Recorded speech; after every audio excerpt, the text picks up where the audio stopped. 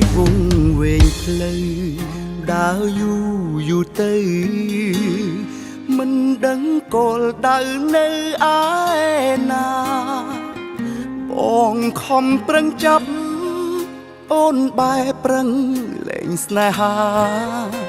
បងចង់សួរចិត្តអូនថាចង់បនតឬបាញ់ចប់បងក្រទ្របណាស់ប៉ះទៅមិនពេញ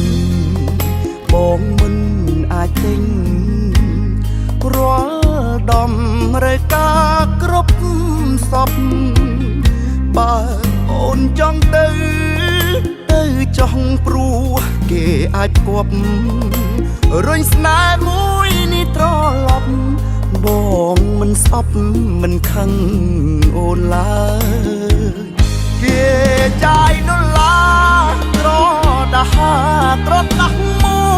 100រថយន្តជីសិតរយអូនសំឡាញ់អើយអូនច្បាស់ការសាក់ម៉ៃចាយលុយបេះដងស្មោះអាចពៀនទៅម្ខាងគីងពុកមិនដេចមានសំណាងបានកងានសួរជាចងនៃមេអំពៅមិនដេចនៅសំបុកដងទៅ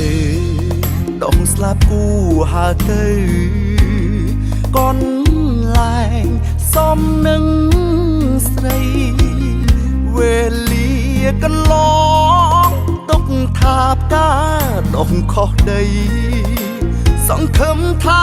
សួនផ្កាថ្មីផ្កាស្រីមិនរយសោយសោ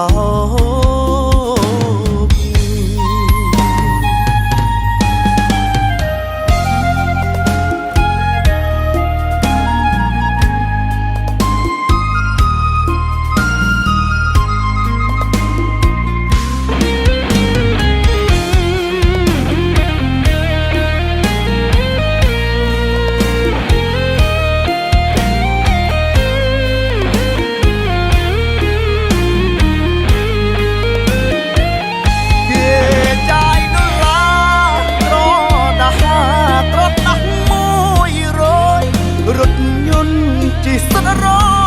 យអូនសំឡាញ់អើយអូនច្បាស់ការ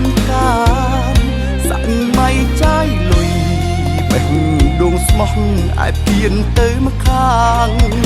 គីងពុកមិនដេចមានសំណាងបានកងានសួរជាចងនៃមេអំពៅមិនដេចនៅសំបុកដងទៅដងស្លាប់គូហើទៅកនលែងសំនឹងស្រីវេលាកន្លងទុកថាផ្កាដុំខុសដីសង្ឃឹមថាសួនផ្កាថ្មីផ្កាស្រីកុំអោយសោយសោ